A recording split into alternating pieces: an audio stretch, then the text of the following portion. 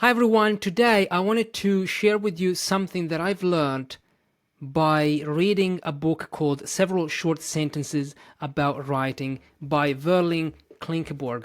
I've got the book here, and I mean, look at this. If you're watching on YouTube, I mean, you can already see how much I loved this book. I've underlined many things. I actually wanted to underline every single sentence because it seems to me that every single sentence in this book is there for a reason, and it's so powerful, so meaningful. Each sentence here is packed with meaning. Okay, but I wanted to share my 5 key takeaways because this book is something that made me change my mind about several things and changed me as a writer as well, because it made me reflect on how I approach writing and what I do when I write. So, okay, my first thing is the first thing that I want to share with you is this: the writer's job. What is the writer's job? What is your job as a writer? Well, in this book, I learned that the writer's job is not to write paragraphs, is not to write books, is not to write, articles, but it's to make sentences. That's what you should care about. Make good sentences and make those sentences so well written. So write those sentences so well that they can express the invisible content of your mind with surgical precision, because this is what counts when you write. And actually, there's a quote. I wrote a blog about this, so I'm going to pull out the blog post. It says here, it says this: there are innumerable ways to write badly. The usual way is making sentences that don't say what you think they do. And this is Verlyn Klinkenborg, page 4. Well, think about it. When you make a sentence, you need to be sure that that sentence is grammatically is constructed in a way that the grammar, the vocabulary, the words that you choose, the way it is organized, well, it expresses the meaning that you want to convey. Because there are some examples in this book of sentences that are ambiguous, sentences that the writer thinks they say one thing, but they're actually saying another thing, and then you don't want that as a writer. So this is hard. Making good sentences, it's not that easy. And one way to make your job easier is to write think and write in short sentences. I love this idea. I love this idea so much. So write short sentences, not publish short sentences. It's not that you have to write like a robot, like one short sentence and then another short sentence, but write in short sentences, because having a short sentence is something that gives you control over your prose, over your writing, over your thinking as well, because we think in short sentences. And this doesn't mean that you cannot write long sentences. But what I learned in this book is that, it's not that I learned, it was a great reminder. What is a long sentence? A long sentence is just a combination of short sentences. So if you cannot write a good short sentence where every word needs to be there, where there is no ambiguity, I think is the right word, then you cannot write a long sentence that makes sense, right? So focus. The writer's job is to make sentences. To make your job easier, write and think in short sentences. This is my first, I've never seen writing in this way. Normally when I write, I'm like, okay, I need to type, but I'm not caring too much. I'm not worrying too much about the short sentence. Even when I write a long one, I just type, okay, and then I edit, then I go back and reread. But if I focus on the brevity of the short sentence, well, this is already something that has improved my writing, because I focus on ideas, short ideas, and then if I want to create a longer sentence, I put those ideas, I try to combine those ideas, but those ideas need to be good, need to be well written, well expressed. Okay, this is the first one. The second one, writing by implication. And well, I'm going to read the quote from this book that says, "One of a writer's most important tools, the ability to suggest more than the words seem to allow, the ability to speak to the reader in silence." When I read this, I thought, wow, what does this mean? I don't know. Because writing by implication is still something that I have. I mean, it fascinates me, like the idea that you can say more than your words seem to express, seem to say. This is something that I cannot explain. This is something that I only felt when reading. There are times when I read where I read and I can feel that the writer is saying something bigger, something more meaningful.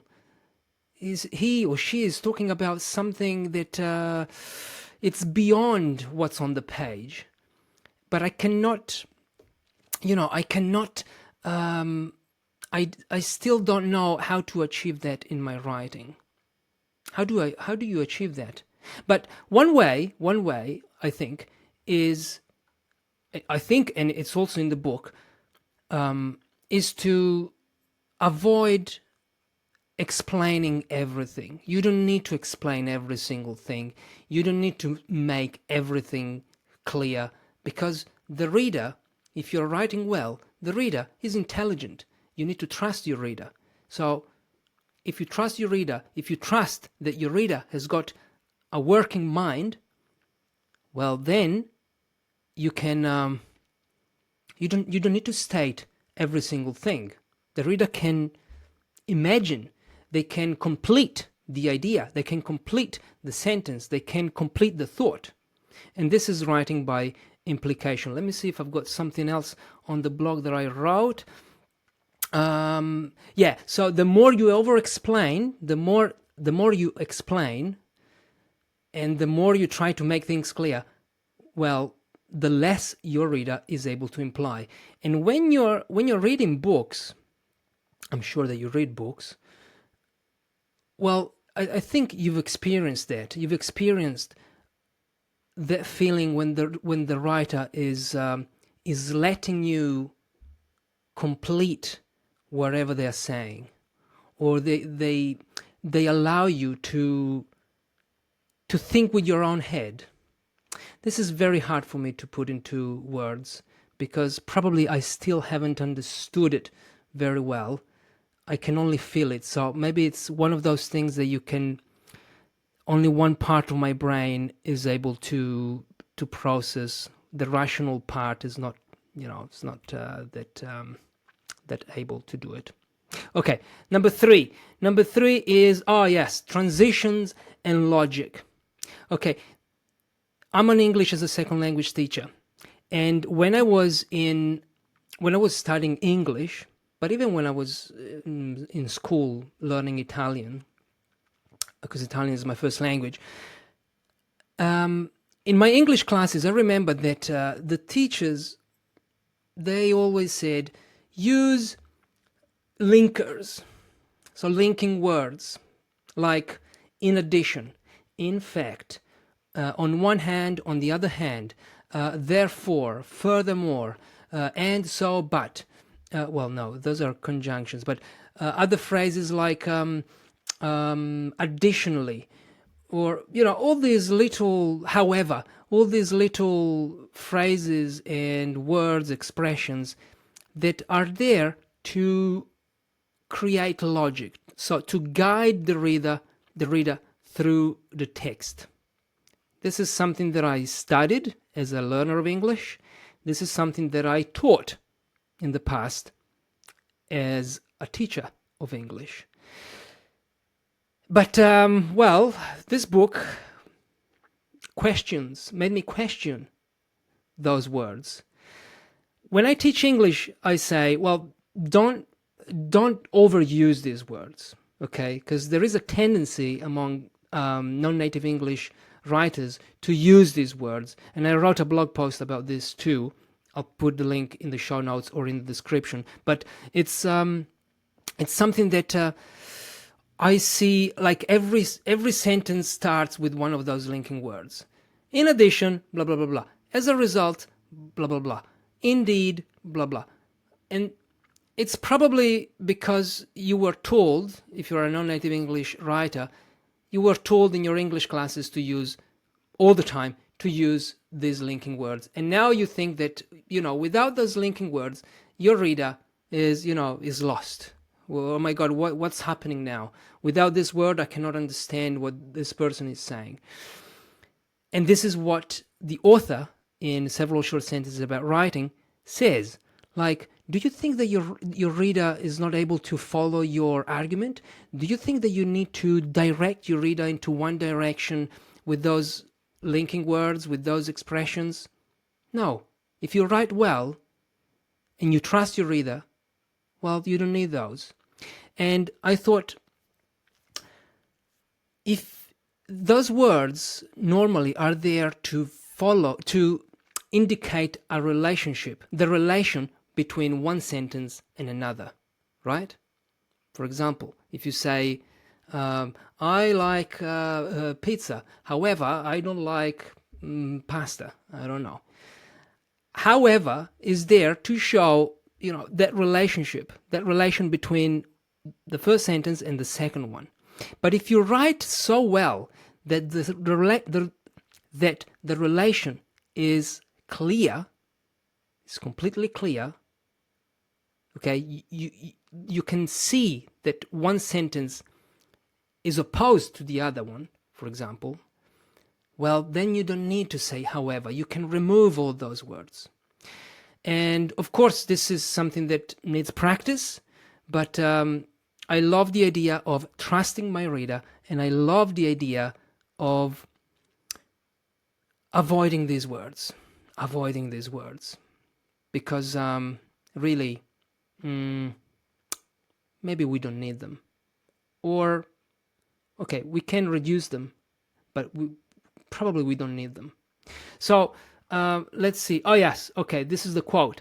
These words take the reader's head between their hands and force her to look where they want her to look. Sorry, I'll read it again. These words take the reader's head between their hands and force her to look where they want her to. So you're forcing the reader to look in one direction. Imagine how obnoxious that is, the persistent effort to predetermine and overgovern the reader's response, which is the opposite of writing by implication, I believe. Like, you are steering the reader into one direction, but the reader has got a mind. The reader has got an intelligent mind. So you don't need this. You don't need to do this. Right. Next. In your head, let's see. What did I write here? Okay. This is one thing that I loved about this book. This book teaches you how to think when you are writing. I've never seen this anywhere else. I've never read a book that teaches me how to think when writing. And you'll have to read the book if you want to learn more. But I can tell you that one thing that really that fascinated me when I was reading this book is the ability to make sentences in your head. So normally, when I teach writing, I say to my students, write a first draft.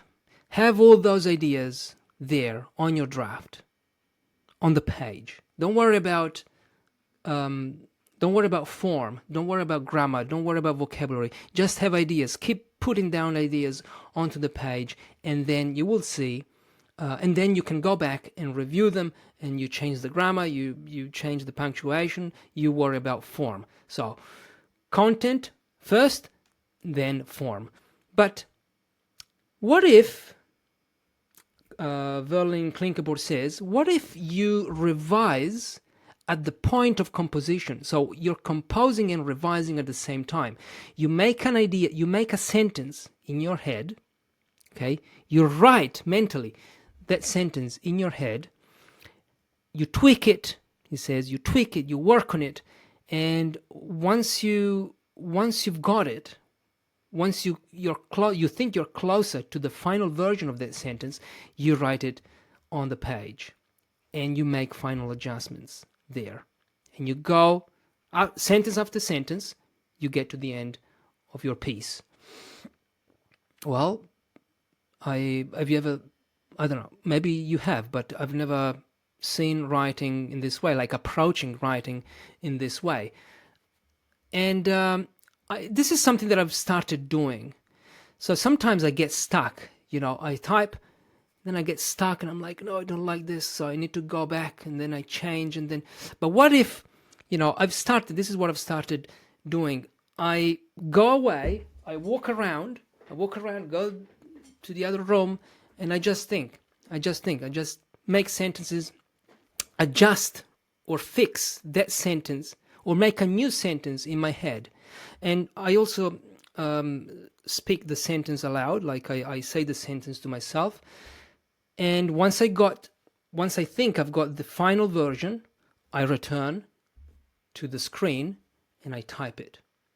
And this, I invite you to try this, because I don't know, there's something not being here in front of a screen and typing and feeling this force that wants me to write, because I have the screen, I've got the screen in front of me, and I feel the pressure that I need to finish the sentence, I need to, to fix it, but if I go away, I don't see any words on the screen. It, first of all, it's a way to, not to relax, but you don't feel like the screen is like someone who's watching you. But if you are in another room and the screen is not there, well, you feel more, okay, I can think now. Let me think about this sentence. You return when you think you're done. This is just one of the many things that I've learned in this book about how to think, because this book teaches you how to think when you write. It's amazing. And then let me see, write about what? Okay. This one, think about all the things that you were asked to write in school, in English, in your first language, in school. What did you write about?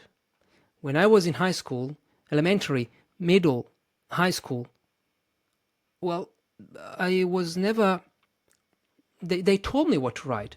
Write an article about this. Write your opinions on this. When I was studying English, write an essay on the advantages and disadvantages of public transport and, all those stupid things that you're supposed to have an opinion about, because they're so generic, like those topics are so everyone has an opinion on I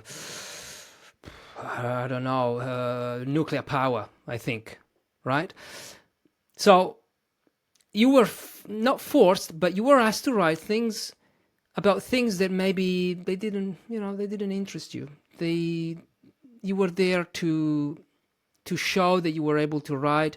If you were studying English, you were there to show that you could make a text that made sense. But Klinkenborg says, what if you write about something that you want to write about, like something that you're interested in? If you are writing for, like, to build a business, these days many people are doing this. There is Substack, there is Medium, and many people write about things that they think they should write because they have a niche. They have an audience, so the audience expects you to write about certain things. If you don't write about those things, then probably you are betraying your audience, or your audience is like, oh my god, I signed up to to learn more about this topic, and now I get an email about this other topic. So in a way, I am like that.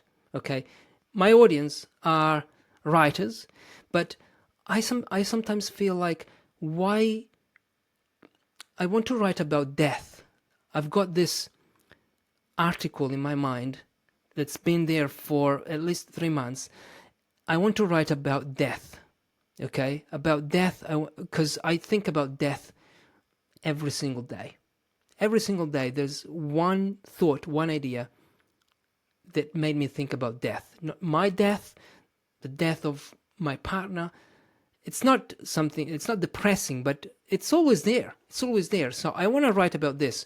And I'm like, I have a newsletter where I talk about writing. I have this YouTube channel where I talk about writing and I invite writers. Can I talk about death too? Can I write about death? So it feels like, but what if we follow that instinct? What if we just write about whatever we want? Whatever interests us. Wherever interests us. So try doing that. This is what on my blog, for example, on my website, there are many articles, and sometimes I'm like, but here I'm writing about several things, and I cannot find a way to give a title to this blog. So this blog is about what? Sometimes it's about writing, sometimes it's about personal stories, sometimes it's just I wrote about something that what happens after death.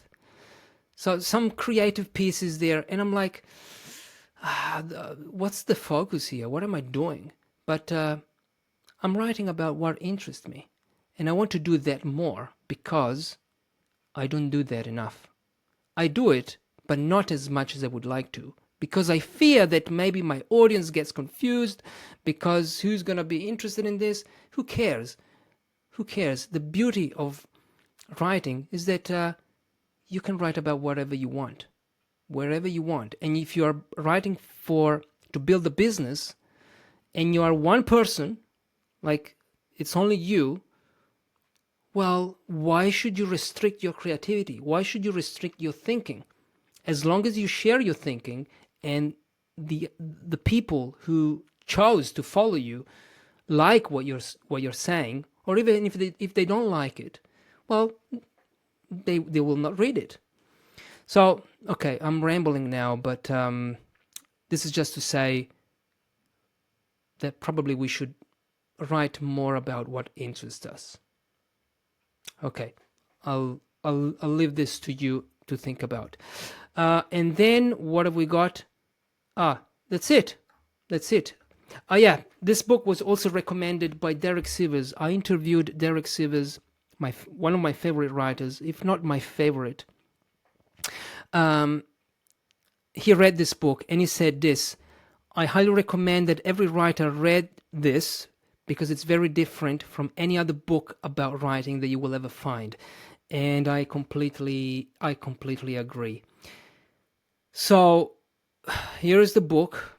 There are so many other things I can tell you, so many other things that are very interesting. Like, let's see. Like this, let's do this. Let's see what we got.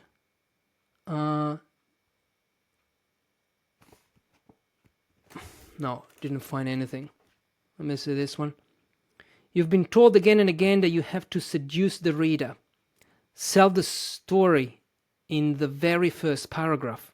The reader isn't looking for the tease of a single paragraph, or numbling clever prose, or sentences full of self-exhibition. The reader is in love with continuity, with extent, with duration. Above all, the presence, the feeling that each sentence isn't merely, don't know how to pronounce this, a static construct, but inhabited by the writer. Sorry, terrible reading aloud here. Read this book. I hope this is helpful, and I hope that if you want to read a book about writing, you don't know what to read about, like what book to read, start with this. I'm going to email the author and see if he wants to come on the podcast. Let's see what Verlyn Klinkenborg says. Thank you. I'll see you in the next video. Bye-bye.